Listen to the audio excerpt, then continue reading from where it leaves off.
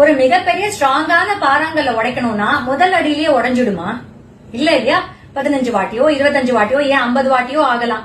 பாறாங்கல்ல விடுங்க, ஒரு வெள்ளை உருண்டை அதே ஒரு 5-6 வாட்டி ட்ரை பண்ணணுமா இருக்கு. சில சமயம் தேங்காய் கூட முதல் அடியில உடையறது இல்ல கரெக்டா, இல்லையா? நம்ம கையில வச்சு உடைக்கிற பட்சத்துல நான் சொல்றேன். எதுக்கு சொல்ல வரேன்னா, பல முறை நாம முயலும் பொழுது நிச்சயமாக கடைசியில அது நம்ம நினைச்சது நடக்கிறது. அப்போ அந்த கடைசி அடிதான் ஸ்ட்ராங், மத்ததெல்லாம் சரியில்லைன்னு அர்த்தமா என்ன? கிடையவே கிடையாது.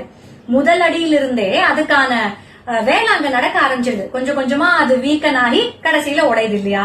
அந்த மாதிரிதான் சில சமயம் வாழ்க்கையில நமக்கு எடுத்த உடனே முயற்சி செய்ய ஆரம்பிச்ச உடனேவே எதுவும் கிடைச்சிடாது. கண்டினியூஸா அதற்கான வேலையை நாம செய்து கொண்டே இருக்கும் பொழுது நிச்சயமாக ஒரு நாள் அதற்கான பலன் நமக்கு கிடைக்குது. சரி, அப்ப அது வரைக்கும் செய்ததெல்லாம் வீணுன்னு அர்த்தமா என்ன?